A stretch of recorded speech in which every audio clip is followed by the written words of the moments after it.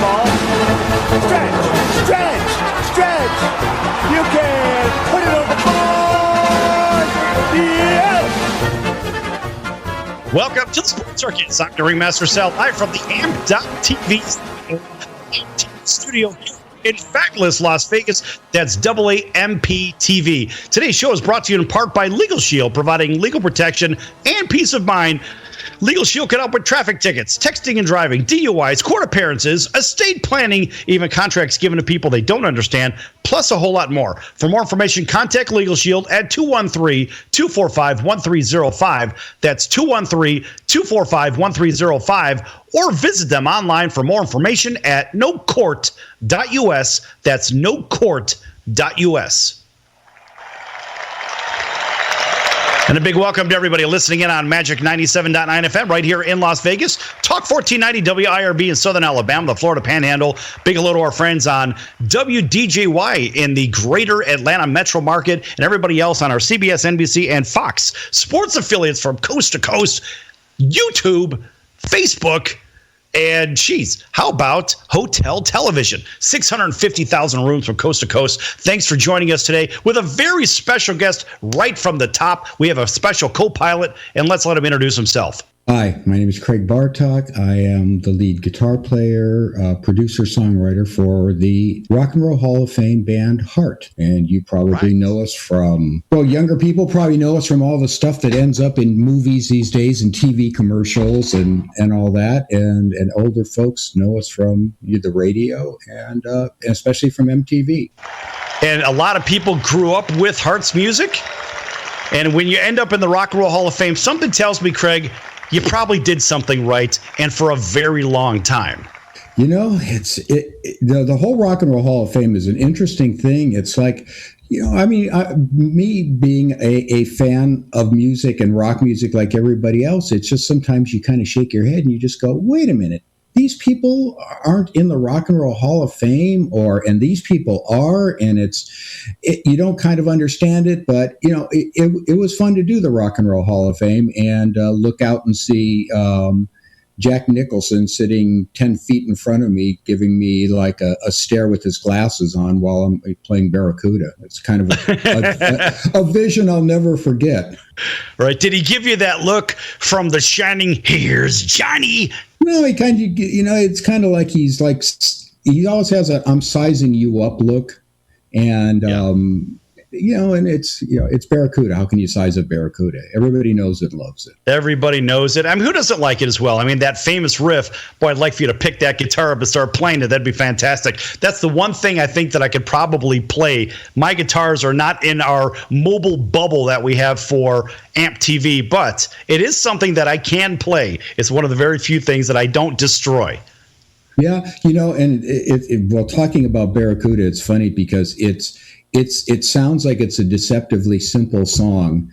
And back in those days, Ann and Nancy, you know, they were getting some cues from bands like Yes, and everybody was putting in odd times and odd measures in their songs and trying to make things a little more difficult for the cover band who's playing at the dances or playing at a nightclub and trying to duplicate it. And that song is certainly no exception. It's got some interesting little quirks and some time signatures in it that if you're just an average listener, may kind of go by. But as a musician, you do notice, you go, wait a minute, there's an extra beat there. There's it's not in a 4/4 time. There's an extra measure here. This kind of does this, and this kind of cuts off here. And so, you know, it's one of those songs that you sort of don't really think about the mechanics of it. You just feel it, you know, and at first when I was playing it, I would just listen to Ann's voice and just kind of cue off of that.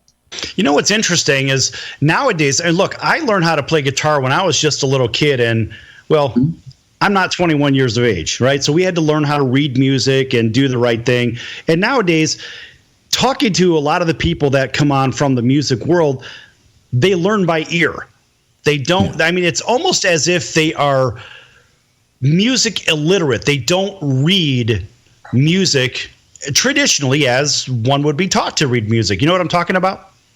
Absolutely, and I we can talk about this a little bit later, but right now I'm offering.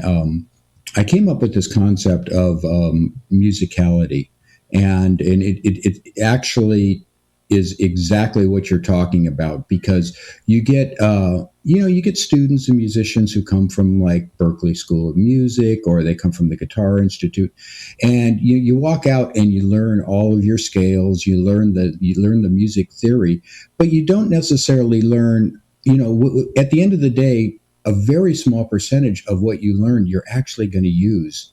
And the best way to learn music is the way that Ann and Nancy and I and many of my friends did, like the guys in Cheap Trick. And, and that's, when you're a kid, you pick up a guitar and you start a band and you just start learning songs and you play locally and you get that experience, as opposed to sitting in your room and practicing scales. And to me, that's not music. Music is meant to be shared. It's meant to be enjoyed.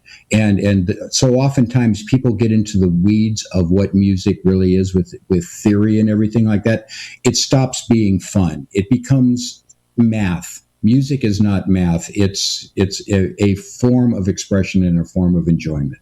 Folks, we're here with Craig Bartock, lead guitarist from Heart. And he's done a whole bunch of other things as well. Oh, by the way here, Craig, so I pulled this off of the website just to give everybody else a little bit of extra background. We're going to jump right back into this, but it says right here, Craig is a music industry veteran with numerous credits in records, live work, TV, and animation scores. He's a long-standing member of the Rock and Roll Hall of Fame band Heart, having produced, written several songs they've recorded, as well as being a lead guitarist. Other writings, producing, playing credits include Blondie, Seal, Simply Red, Alien AJ, Madonna, etc., Nikki Sixx, and on we go. TV scoring credits include shows like The Carrie Diaries, Dexter, Burn Notice, Brothers and Sisters, and numerous MTV shows. Also appeared on several TV shows such as Ellen, Conan, Jimmy Fallon, Jimmy Kimmel, Dancing with the Stars. I want to get into that one in just a minute. Oh, yeah. And The L Word. Go back to all this experience and go back to your very beginning when you started playing guitar. Did you learn the math of it? Did you learn like you were saying, the sheet music side of it? Because that's how I had to actually learn a little bit of music myself. And folks, in case you're wondering why we're talking about this, guess what? We have competition and everything, including music. And when you're at those sporting events and there's a TV timeout or something, guess what's played over the loudspeaker? Craig's music. That's exactly what's being played. All right, so go back to the sheet music side real quick. And the idea of literacy in music. It is fascinating. I mean, when I was 8 years old, I was just one of those kids that, like, music was everything to me. As a matter of fact, I would rarely go out and play. I would sit in my bedroom and play records. I had a little record player, and I would sit and play music over and over and over again, as much to my mom's dismay about me getting out and getting some fresh air and playing with the neighborhood kids. And I got my first guitar, which was a very inexpensive one. I think I was about 8 years old. I got it for my 8th birthday. It was a very inexpensive 3/4 scale sort of Western acoustic guitar. And it came with like 10 complimentary guitar lessons. And, I would just, it comes with pretty much, this book is still the sort of the gold standard today because people talk to me about it. It came with the Mel Bay Big Guitar book, a big guitar chord book. It's a big book that has all your basic, chords, your D, G, C, E, all the folk basic chords. It has them written down and where to put your hand and how to play them. That book is still as popular today as it was, in 19 when I got it.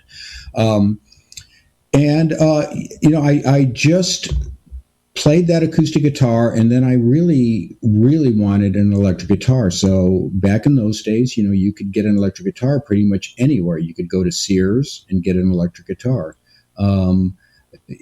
Every department store sold electric guitars, and they were rather inexpensive. They would be like $80, $100. And I talked my mom into getting me an electric guitar, and I started my first band when I was in 6th grade. I was 12, and we entered a talent show, and and so everything for me was just like starting bands and finding people in the school that were like-minded, and people that had guitars, and people that wanted to perform and wanted to play, Beatle music and Stones music and that type of thing. Yeah, the funny thing is, I remember getting my first guitar, but I was a lot older. But the first time I picked one up, it was in grade school, back when I think I was in 4th grade, and we got those basic guitars, what you're talking about. Sure. But just hearing the rock and roll music on the radio and trying to somehow conceive in my brain that I could be a rock star someday like yourself, it was so beyond imagination. But here I find myself, talking with yourself, and look, we've had people just like people like yourself in the Rock and Roll Hall of Fame on, and I'll tell you what, it's fun because we get the stories, the backstories. Tell you what, we're going to pick up on the story with Craig Bartock from Heart, lead guitarist, in just a few moments. Don't go anywhere. Lots more to come here on The Circus. Back in a minute.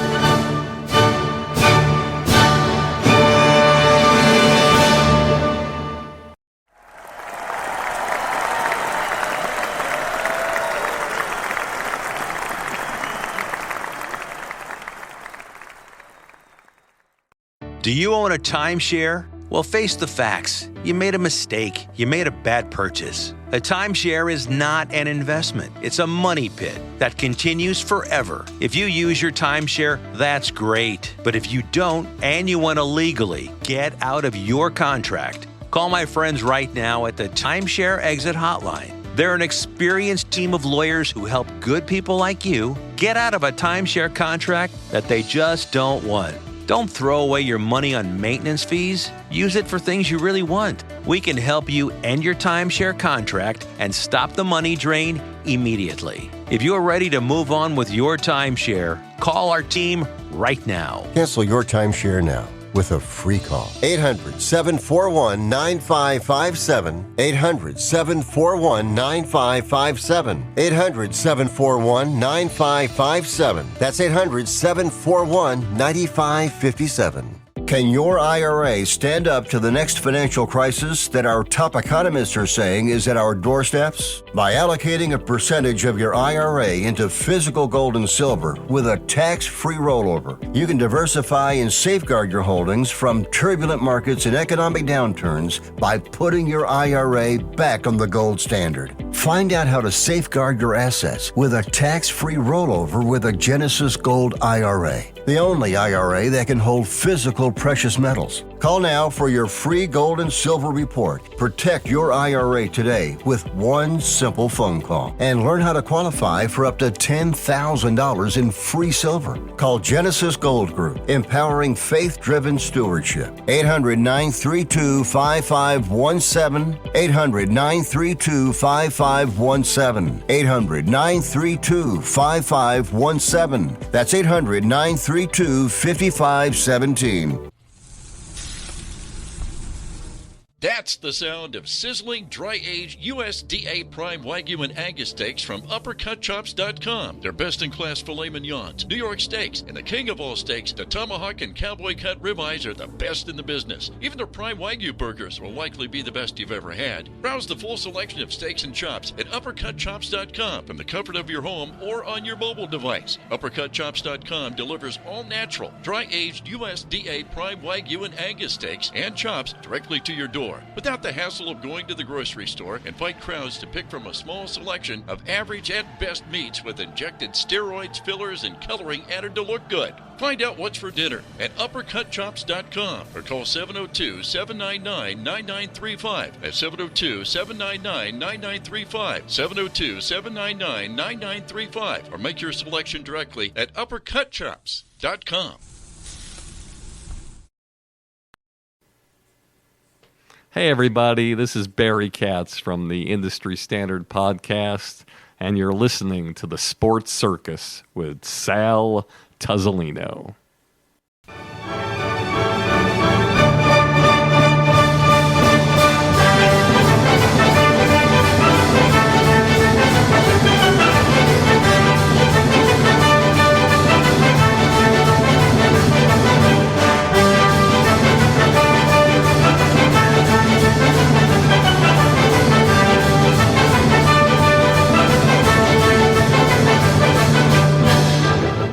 Welcome back to the Sports Circus. I'm your Ringmaster Sal, live from the AMP TV mobile studio here in fabulous Las Vegas. That's AAMP TV. This segment brought to you in part by Cali Vegas, helping people create and host their very own radio, TV, or multimedia talk show in their very own home studio. For more information, contact Cali Vegas at 949-445-1119. That's 949-445-1119. Again, 949-445-1119.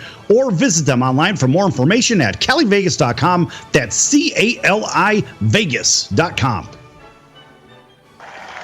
And a big welcome back to everybody listening in on iHeartRadio, CBS, and our Fox NBC sports affiliates from coast to coast, as well as those streaming on YouTube. Make sure you check us out and subscribe at the Sports Circus channel on YouTube as well. Back here with Craig Bartock, lead guitarist from Heart. And pretty cool stuff, man. I love the fact that we've got somebody in here for music that I grew up with, and a lot of other people listening right now and watching on television from coast to coast. Tell you what, Craig, this is really a pleasure for everybody. We've had some great comments already. People want to call in. They want to ask you questions because they've got 1,000 of them. What's the most common question that you have to answer? What is the most common one? Yeah. What are Ann and Nancy really like? Would be a real common one.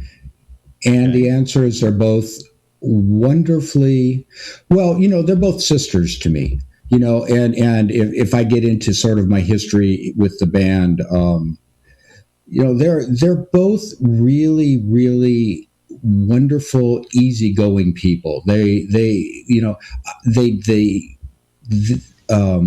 just have this calmness about them, and it's always that way. There's nothing they're very unflappable. They're true rock veterans. So, when there's mistakes on the stage that are made, oftentimes, it could be Ann, it could be Nancy, it could be any of the band members, and we just laugh it off. I mean, we enjoy the mistakes, and we go with the punches, and that's really explains how Ann and Nancy are as people. They're very, very easygoing, soft-spoken, genuinely decent, nice people. I had the pleasure of meeting, I believe it was Nancy a few years ago. We had talked about this before the show started, and it was backstage in the green room at an Elton John concert here in Las Vegas. A very good demeanor, very even keel, just a good human, not a pretentious person whatsoever. I'll tell you what, from the stage presence that I saw on the Rib Fest back in 2010 in suburban Chicago, it was what I envisioned if I ever sat and spoke with her. I was like, wow, look at this. Here's just a regular human, just like you and I are speaking, same. But it's more impressive is that, look, folks, for all of you that don't know, if you've ever been in the same dialogue with a rock star, just like Craig Bartock, I love saying that, rock star. The fact is, look, we're just people. That's all we do. And just like what you were saying, Craig, as far as making mistakes, look, we record live. We'll air this live.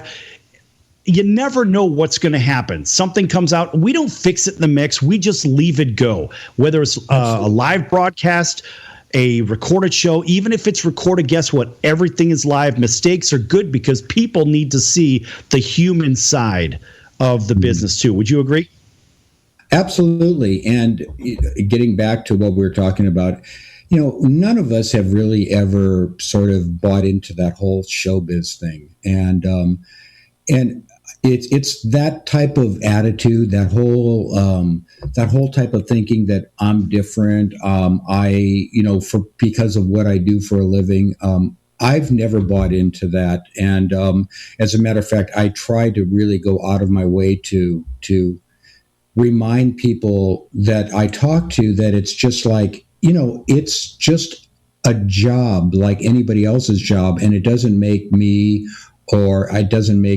feel like Ann and Nancy or anybody is any more important than anybody else, because we're all down here doing what we're doing, and some of us like it more than others, but we all deserve respect, and we all we shouldn't be judged on necessarily what we do or how many people have seen us or how many records we sold. We should just be judged on who we are. And sometimes it's a struggle because people have expectations. They have expectations, like I'll go over to somebody's house and they want to play, like, it's like, oh, you probably want us to put on a Heart record. No, please don't.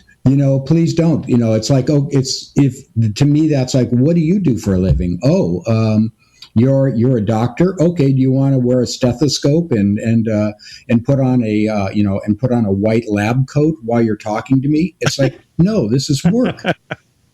And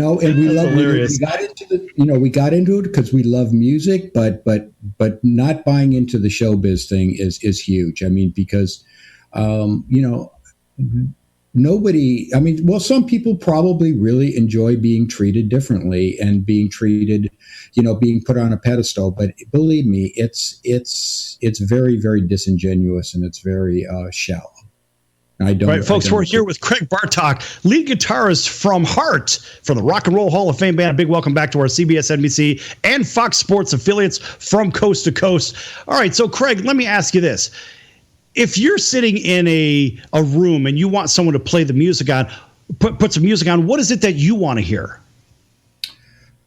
Well, I grew up with the British invasion. I mean, that's probably my favorite music. So it can be rather eclectic. I'm a big fan of the Beatles, and I think anybody who's heard my solo music will testify to that. I love it. I love anything that Brian Wilson did. I love like the roots of country music. I love the Carter Sisters. I love Hank Williams. Just to me, those Hank Williams is a genius, and I love like Kenny Burrell, that type of like older sort of jazz. Like there's a great group that was in the early '60s, mid '60s called the Peddlers.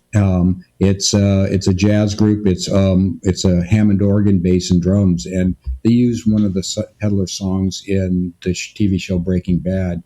And they did a song called On a Clear Day. And I heard it. I was like, wow, this is unbelievable. So I'd never heard of them before. So I went back and it's like, okay, this music sounds as fresh today as it did when it was recorded in like the late 60s. And it's amazing. So I prefer more eclectic stuff. I'm not particularly crazy about listening to what's currently on the radio because my job doesn't dictate that I have to follow that anymore. And just sort of, there was a time when I really followed exactly who was on the charts and what was going on. But now, to me, it's less important as to finding what's honest and what's real about music. Craig, what I have found in my years and years of listening to rock and roll is we have gone into an evolution where there are a lot less skilled vocalists as far as being able to actually sing versus shouting and yelling into a microphone. What do you think about that? Well, it's true. And the advent of Antares and autotune has posed an interesting dilemma for the music business, because theoretically you can take anybody who can't sing and you can, with a twist of a knob, you can make them sing perfectly. Now, this can be used slightly, or it can be used to maximum effect, like Cher did on that song "Do You Believe in Love," which was the thing that sort of ushered in that whole sort of auto-tune thing. Right. But I have to say though, nothing really has changed when you think about it. Okay, so if somebody already has a following, they have a TV show, or they have a gazillion followers on Twitter or something like that, they're going to get offered some kind of record deal, and if their talent is marginal, they're going to make up for it elsewhere. that hasn't changed though since the 60s. You think about, like Gary Lewis and the Playboys, or Shelley Fabre, or anybody, like Paul Peterson from, Father Knows Best. Everybody was making records back then. And even if they had marginal talent, what they would do, instead of having auto-tune, they would just have session singers come in and shadow or basically sing the same thing and blend in the lead singer's voice. So there's always been, I did not know gimmickry to make people sound better than they really are. It's nothing's changed, but now it's just done on a computer. Yeah, I did not know that. That's very interesting. I mean, you think of blending voices. It makes all the sense in the world. So here's Joe Blow, who can't sing a lick, but at the same time, boy, he sure sounds great, doesn't he? You know what I mean? Yeah, well, I mean, you it's just the way it is. It's just like, for example, like, for the first Monkees album, when they were doing, like, they had all their hits, like, that would be 67, like with Last Train to Clarksville and all those songs, they weren't singing any of the background vocals. It was Tommy Boyce and Bobby Hart, the two guys who wrote most of those songs. They were going into and just, hey, Mickey Dolenz, come in and do this vocal, and we'll see you later. We've got the session guys, we've got the background singers, and we just need you to do this to sing because you're on the TV show. So this is nothing new. It's manipulation of lead vocals has just been around since popular music has been popular. Right. Hey, hold that thought, folks. We're going to be back here with Craig Bartock, lead guitarist of Heart, in just a few minutes here on the Circus. Don't go anywhere. Lots more to come. Because the concept on that was that during I throw a flag downfield for DPI, so How to far speak. could you throw a flag? What's your record for throwing a flag? Well, what people don't realize. I know there's beanbags or something. There's on those. beanbags, marks the spots. Flags, you've got a little sand in it and you roll it up to a little ball to try to get to the record? spot. You don't. People think that you're throwing it a huge distance. You don't have to throw it a huge distance. You just got to get it on the right line. But do they have like a punt, pass, and kick for flags? No, but you can throw it 15, 20, 22 yards pretty easy. You can throw it pretty good to get it to the spot. Have you ever thrown a flag at a player out of frustration? No. I'll tell you what I did do. Years ago, when I was in high school ball, we used to wear the flag in our back pocket. Most officials wear it down in the front. Yeah, and I went to throw the flag, and at that time, we didn't have all the official supplies like you have now. I used to go to the hardware store and get a fishing weight to put in the yellow flag. Went to the hardware store. Imagine how old I am. You can now. see how well the NFL really pays well, don't they? So I had this weight in my flag, and it was in the back, and I was on the wing, and I went to throw it, and it got caught in the back of my pants, and I swung it like this, and it went across, it hit the kid in the helmet. The kid looked at me and said, "Now don't go offsides again." You got to try to cover yourself. But as you guys know, years ago. Focusing on Rusty again, celebration. Come on, they have cut that down. They're throwing a flag for guys celebrating. You know what would be great? What if somebody goes ahead and gets a touchdown? They got to, and then in order to not be penalized, they run it to the ref, and the ref does a celebration thing. That would be awesome. How about the ref? How about Rusty? You stayed on theme, Lenny. Rusty going ahead, winding it up and throwing it down. Boy, you just won't get off of us. Well, do you want the lights on or off at that time when we do? It's a different set of lights for But that. you talk about celebration, boy, it leaves so much to the imagination on what you're going to penalize and whatnot. And look, I think guys should be happy, great, and everything, but they call it long drawn out, choreographed, and et cetera. You're supposed to act like you've been there. Lou Holtz made that statement years ago. Act like you've been there before. That's right. Don't be a punk. Score. Put the ball down, give it to the referee, and I don't even care if you slam it down, but you don't have to dance. You don't have to call your mom on the phone. You don't have to go hug your upright. Come on, guys. Just. But the goofiest thing that we ever did was they filled a swimming pool full of Jell-O, and people could pay to watch Gary and I dive into this pool of Jell-O, and he and I raised $100,000 doing that. Okay. That's hilarious. That was the goofiest thing I've ever done. I love that. And, at least when you go underwater, you can actually eat Jell-O. That's right. That's right. Quiet, numbskulls. I'm broadcasting. You're listening to the Sports Circus, and I'm Mike Golick.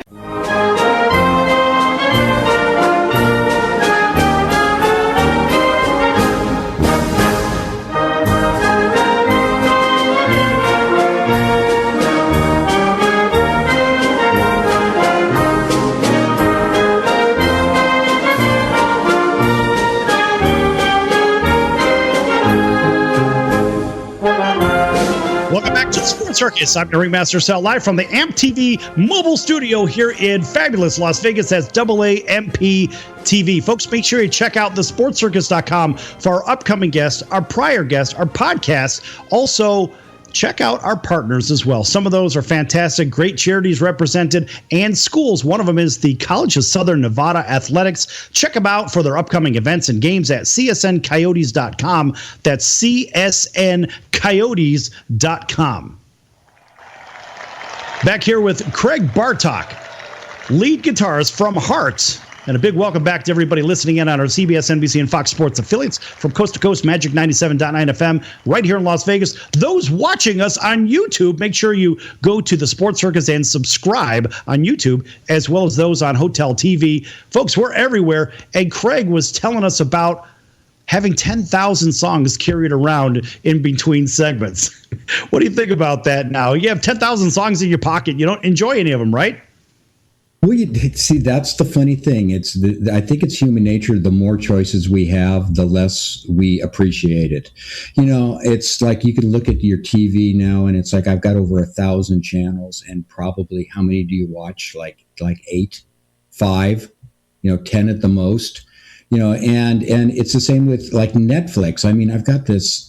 Everybody has this thing. You go to Netflix or Amazon Prime, and you're overwhelmed by the choices. And it's just like, for me, oftentimes I'll see all this stuff, and I'll either just shut the app off, or I'll end up just watching something that I've seen before.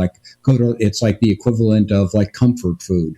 I'll watch something that I've seen before because, it's like, this looks interesting. And by the time you've spent 15 minutes like perusing through things you might like, or documentaries or something like that, I have a hard choice. And so, when there was a certain charm to having, three major TV networks and having them compete for your viewership, as opposed to having a million that are all splintered up into these little sort of sections and little topics. And it just gets to be a little too much.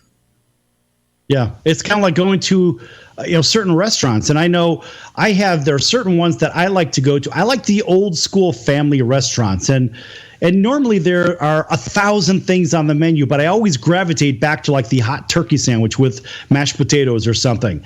It's the same idea. There's so many things on the menu, but I always go back. And the same thing with music. I mean, I go back to Barracudas, for example. That's always in my playlist, for example, and some other songs. But normally I have maybe 15 songs in my MP3 player, and that is it. Even though there's 10,000 or 20,000 in there, I always go back to the same ones, just like in television. And that's just the way that I think human nature does it, because we get so overwhelmed with there's so much selection. We want it because greed says we have to have more music, but we don't really want it. We want to hear what we want to hear. Would you agree?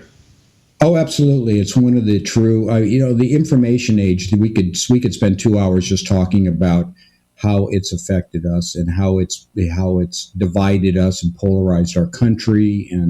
But more than that, it's just like, it's a double-edged sword, because nowadays you can see any video, you can see any live concert you want to on YouTube. You can instantly be there, and it's almost has a reverse effect, because it's like, oh, I wanted to see that band, and I wonder how they did this.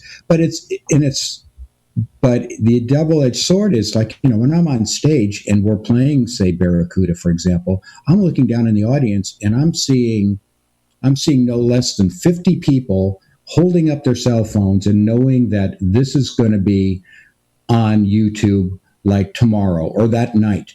And it's like, so there's the same performance of Barracuda 50 times over, and from different angles of various degrees of audio quality. And I don't know necessarily whether oversaturation is a good thing. Yeah, we hit a wall at some point. Say, okay, we've seen this thing. Oh yeah, well the audio quality is not so good here, but this one's better. But the angle is a little bit off. I could see how that could be. But let's go back to if you're sitting in a stadium. Let's say, all right, so you're up in the Bay Area, for example. Maybe you're watching, I don't know, a Giants game or a 49ers game, and it's a TV timeout or something. And here comes one of the Heart songs. do you look around to see if anyone's looking at you? Do you look to see if they're dancing? Do you look to see if they're getting their groove on or something? How do you feel about that? No, if that happens, I tend to sort of shrink more in my seat.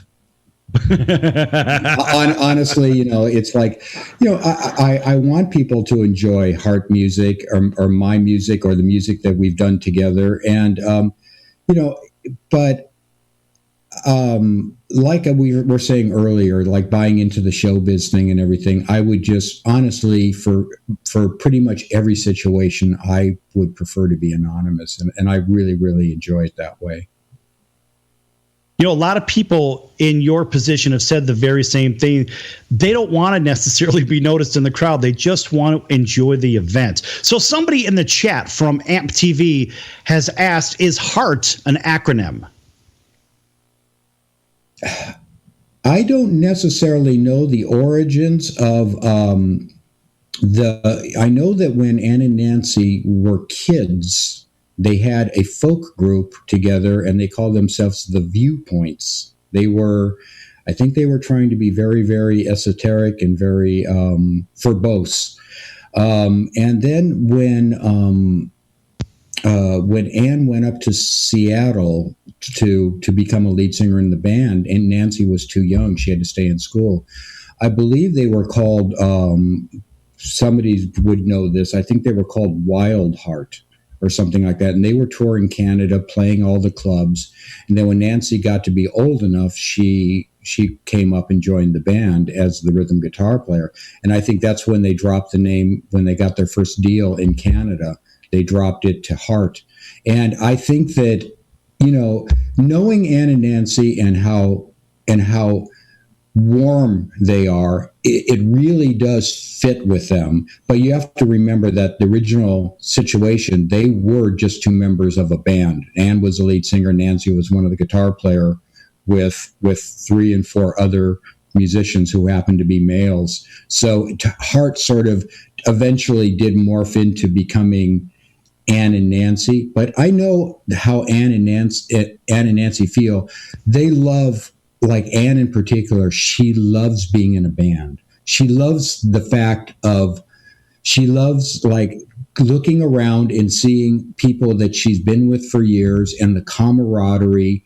And because, once you have that, you don't want to think, well, I'm the lead singer, I'm the star, I'm the diva, I've got the biggest dressing room. You want to think, these are my buddies, these are my pals. We all have each other's back when we're on stage together, when we're off stage. We're friends. We talk to each other. Oftentimes we're in close contact with each other.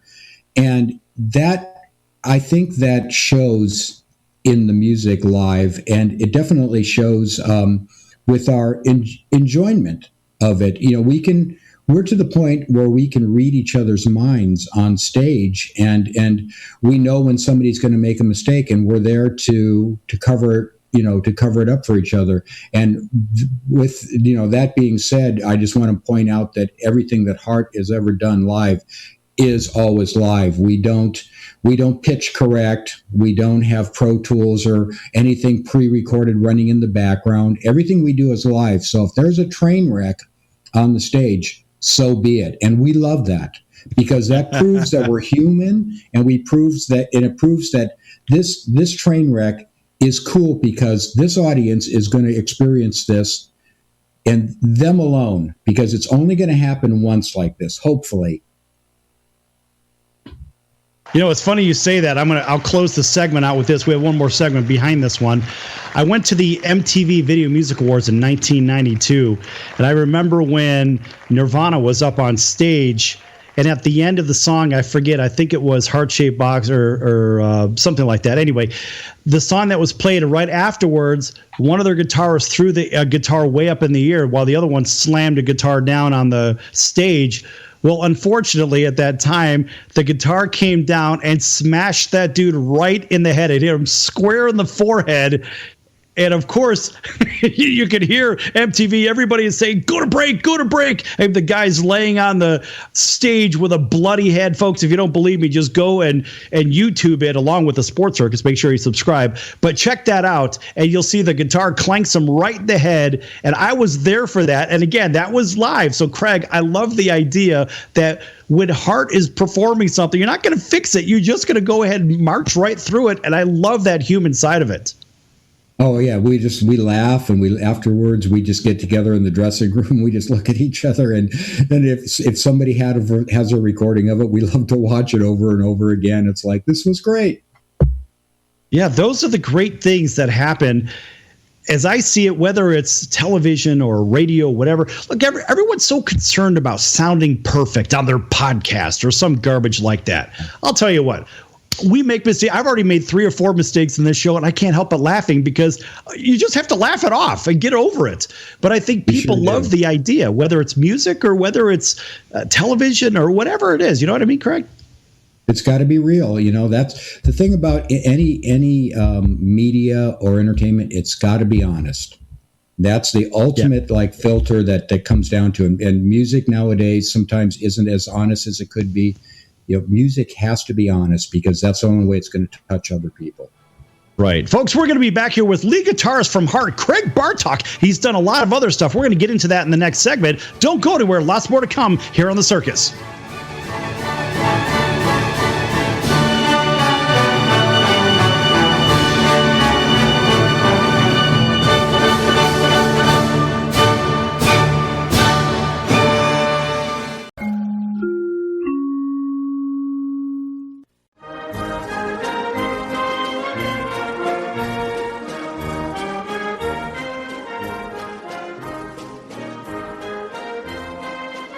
Welcome back to the Sports Circus. I'm Roy Firestone. Now it's time to throw it back to Sal.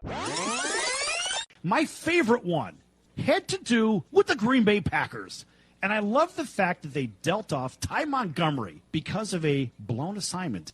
Green Bay isn't Green Bay unless they have a good running game. Then they can win 10 Super Bowls. The fact is, you don't have a running game. You've got 70% passing, and that's not where Aaron Rodgers needs to be.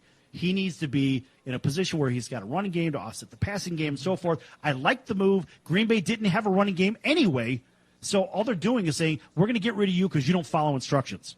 Well, he made one of the most boneheaded plays I've ever seen. There's 2 minutes and 5 seconds on the clock. They traded him on Tuesday. They should have cut him on Sunday night. He shouldn't have been on the plane back to Green Bay. Right, they should have made him walk back to Green Bay. No, it was a terrible play. Now, he's not a stupid guy. He went to Stanford. He's not a dumb guy. He's not a dumb guy, but he doesn't follow instructions. He made a terrible play. The fact is he didn't follow instructions. And you say he's not a dumb guy. His own agenda he put ahead of his team. I agree. Thus, he is a dumb guy. Right or wrong? Wrong. He just got selfish. You're not going to convince me that a guy from Stanford's a dum-dum. No!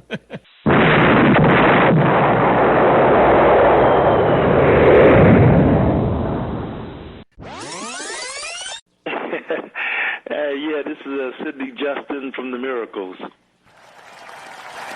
So you heard yesterday's show at Roy Firestone. Did you hear a little clip about him going into the office where Smokey was at? And that was really good material, wasn't it? Yeah, that was really funny, man. Yeah, and then you heard him. I thought it was hilarious. It was cool, though. It was cool. Really cool story, man. I enjoyed listening to that. Right, and then he gave a couple of bars. Can you give us a couple of more from Ooh Baby Baby? And let's see if you could do it better than Roy Firestone. Come on, man! All right, you know what? Why not? I did you wrong. My heart went out to play. But in the game, I lost you. What a price to pay. Hey, I'm crying. Ooh, baby, baby. How's that, man? That's Is that okay? Is that good enough? That's incredible. That's fantastic. You know why? Because that's what you do. You're in the incredible business, Sid. That's awesome. Yes! Only on the Sports Circus. You're going to get sports. You get music.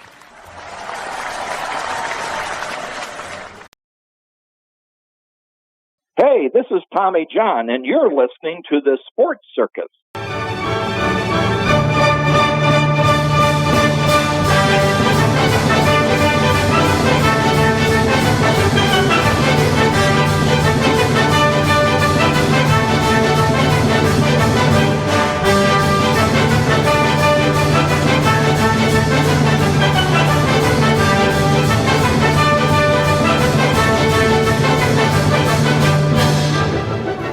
Welcome back to the Sports Circus. I'm your Ringmaster Sal, live from the AMP.TV mobile studios here in fabulous Las Vegas. That's AMP TV, AAMP TV. Folks, make sure you check out the YouTube channel for the Sports Circus. Make sure you just go there, type in the Sports Circus, and hit subscribe. We have great shows every day. Lots of great content, just like today here with Craig Bartock as the lead guitarist for Heart, Rock and Roll Hall of Fame band Heart. And I'll tell you what, Craig's done a heck of a lot more, too, outside of that. But first, before we get into that, Craig, I want to talk a little bit more about how you got hooked up with the two fine ladies from Heart. Well, in the 90s, I had a successful production company with a partner of mine named Harlan Lansky, a dear old friend from childhood. And we were developing young artists and getting them record deals at the time. And a lot of those artists, like I was producing Brie Larson when she was a teenager, and she had a singing career. And I produced co-wrote one of her very first songs. And Reeve Carney, who went on to a number of things, and Richard Pryor's daughter, Rain Pryor, Allie and AJ, and a lot of people like that. So we were finding artists, developing them, and getting them record deals. We were to the point where we probably had about like 8 or 10 artists on various labels. So we had we were approached by a management company, a rather large one, that had a number of acts. Motley Crue, Blondie, Meatloaf, Yes, Heart, and they represented me as a producer and a songwriter. And one day I got a call, and they said that Heart wanted to go back into the studio and record their first studio album in 13 years, because they had taken the 90s off to raise families and to do various other little side projects, but they were ready to sort of get back into the whole Heart mode again. And they really were looking for somebody as a collaborator, somebody to just kind of kickstart the whole thing. And I had already just come off of working with Debbie Harry and Blondie, and I was also writing with Chris Squire from Yes. And I also had Nikki Sixx as a songwriting partner. So was doing very well in that aspect. And somebody thought that Nancy, who Ann at the time was living in Seattle, Nancy and I were both in Los Angeles. Somebody thought that Nancy and I would be a really good fit, because our musicality and our sense of just music and our history is very much alike. So Nancy came over to my studio one day, and we just it became like brother and sister. I mean, we wrote 3 songs. 2 of which ended up on the Heart album that I ended up co-writing and producing with them, called Jupiter's Darling. And, we just immediately hit it off. It was just one of these things. And then finally, Ann, a couple of months later, came down from Seattle, and I met Ann, and I had the exact same feelings. Wonderful person. This is just an amazing project. But it was one of a number of projects that I was doing at the time, but I really just valued Ann and Nancy's closeness and friendship, and we came from the same school of music, and we were, we did the whole album together, Nancy and I and Ann, and I played a number of the guitars on this particular album because it was in my studio, and Nancy would go home and I would sit there and I would pick up guitars and I would like overdub parts, and I would work on the stuff when Nancy wasn't around. So when we ended up doing the album, a lot of those guitar parts, they just had the attitude and the vibe already with them. So we just transferred them over and used them on the actual record. So one day I'm sitting around in the studio with Nancy. We're doing some mixing. It was just Nancy and I, and we're taking a lunch break. And a mutual friend of ours, Mike McCready from Pearl Jam, Nancy says to me, I ran into Mike at the airport, and he said, Craig really should be the guitar player in your band. And Nancy's kind of looking at me like kind of gauging me, and I'm sitting there kind of like with my mouth open. Did she just ask me to be in the band? And and that was Nancy's roundabout way of saying, if I would be interested in being in Heart. And by that time I had met the other band members. I had met the crew and management, and these are all people that I cared greatly about. And I thought, this is a family. And so I took her up on it, and we ended up like doing a lot of TV shows and performing the songs that I had written with them. And it was just a wonderful, wonderful introduction to getting into the band. That's a good story, and I like the family part of it, because there's always fighting in families. We know that, but generally speaking, to have, real feeling and real togetherness as a family when it comes to the music business, folks. For a lot of people that don't know what it's like, it's a very cutthroat business in many aspects, and I'm sure that, Craig, you would agree, and you've seen a lot of things that are not very good in the music business. But at the same time, it's nice to hear a good story, a feel-good story about a legendary group on top of it. Yeah, I agree, and and we never focused on that, and by the time you get to a certain age, you've kind of been through the ringer and you come out the other side. So by the time I had met Ann and Nancy, all of the weirdness, the partying, the having to go through your first record deals, you're getting screwed with your publishing, all those things that happen traditionally in the music business, all that stuff was all behind us. So now we're just we're people in a room. We like each other. We like the same music. Let's have fun and let's create. Right. A big welcome back to everybody listening in on our CBS, NBC, and Fox Sports affiliates from coast to coast, those watching on hotel television in 650,000 rooms, as well as everybody streaming at the Sports Circus on YouTube and on Twitch Prime. Thanks for subscribing. Back here with Craig Bartock, lead guitarist from Heart. I'll tell you what, good stuff. But Craig, I want to jump into what you're doing on the individual basis. What are you working on right now? Well, I've always had this dream for probably about the last 4 years that, I get so many, I try to help people when people write to me on Facebook or Instagram, and they have legitimate questions like, how do you get the sound, or how do you write this song, or this and that. And I saw a real need for people just wanting to become more musical. And there's people. Music is honestly the best therapy I can possibly think of for people, because if you write a song, you can say and express yourself in ways you can't do with just the spoken language and talking to somebody, especially during these divided, divisive times. You can say things and people are going to listen to that song and they're going to interpret it in their own way. You could be talking about how divided the country is, and somebody could be listening to your song and saying, well, that feels like that they're talking about my relationship with my significant other. So people take songs and they make them their own. So my real thought was, okay, so how do I teach people to do that? And I came up with this idea of teaching musicality, which very simply means teaching people to become more musical. So it's as simple as, if you have a guitar and you really want to learn how to just how to play some basic chords to write a song, or just to sit around and play with your friends and entertain them, or if you have some experience with playing guitar and you're intimidated by how to write a song, well, okay, and you need somebody to help you get those creative juices flowing and get yourself on the right path. That's musicality. Or you say you have written a song and you're saying to yourself, well, I was really trying to write it to make it sound like this song, but why isn't my song as good as that song?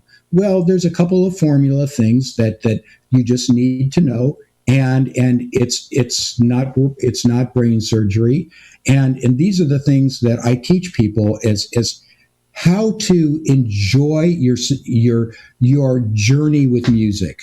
And it could be the most simple thing. It could be complicated production. And it's like whatever empowers a person to go from this point and have some kind of writer's block, or being intimidated by the guitar or intimidated by any aspect of the music, to get to the next point. So it's not about technology. It's not about musical theory. It's not about scales. It's about bringing out something inside of somebody and empowering them and letting them enjoy what they already have, and letting them get to the point where they can do initially what they wanted to do. Craig, how could people learn about that? Where could they learn about what it is that you're actually teaching? How do they sign up for this? Yeah, well, I have a website, and it's called yourmusicality.com. It's just how it's spelled, and there's no dots or dashes or anything. It's yourmusicality.com, or they can write to me at yourmusicalitynow at gmail.com. But if you go to yourmusicality.com, on the last page, there's a form you can reach out and contact me. And of course, you can friend me on Facebook as well. I like to be very, very accessible, because I think it's important to give back to younger people, or even older people who have had a career and now they have the time to actually enjoy music. Let me ask you one quick question. We're coming up on time. Just a quick answer on this one. What is your thoughts on the idea of excessive profanity in musical lyric today versus yesteryear? It depends. If it's warranted, yes. If it's thrown in just to shock, no. I mean, last night I happened to be listening to the first John Lennon solo album, and I was listening to a song called Working Class Hero. John Lennon drops the F-bomb twice in that song, but it's honest. I always come back to whether music is honest. If you're doing something because you're trying to shock somebody, that's not honest. But if you're literally upset and you're mad and you need to use those words to express how you feel, then it's all good. Okay. All right. Last question, real quick. Tell us about your experience with Dancing with the Stars. Okay. Well, that was we got there, and our segment was pre-recorded because the stage is on the same stage where they do the competition. So we did Barracuda, and it was just kind of surreal watching the Dancing with the Stars dancers in front of me, sort of dancing, doing a sort of choreography to the song. It was fun to walk around the set. There's like a little set where there's like a little red couch where they sit on, where they're judging the score. So we all got a lot of pictures of each other holding hands and pretending like we're waiting for news to come out of our score. And TV shows are always a little surreal. They're not what you think they are, because like you go to Jimmy Fallon and he's in a little tiny room and it's just a little handful of people. It looks gigantic from the audience, but you're like in a closet, and then somebody points to you and you play your song, and that's it. All right. Thanks, Craig Bartock, for joining us today from Hart. I'm your Ringmaster Sal. We'll see you next time back here on the Circus on your favorite station. Until then, so long, everyone.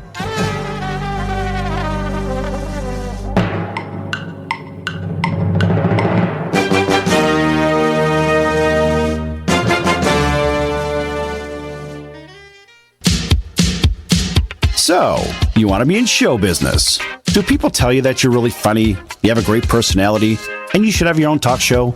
Many of us have been told that, but we don't know how to get started. It's easier than you think. Let the pros at Cali Vegas give you a free talent evaluation. Call 949-445-1119 and learn how quickly you can create, produce, and host your very own talk show. Imagine not having to sit in traffic every day, commuting back and forth to the same old boring job.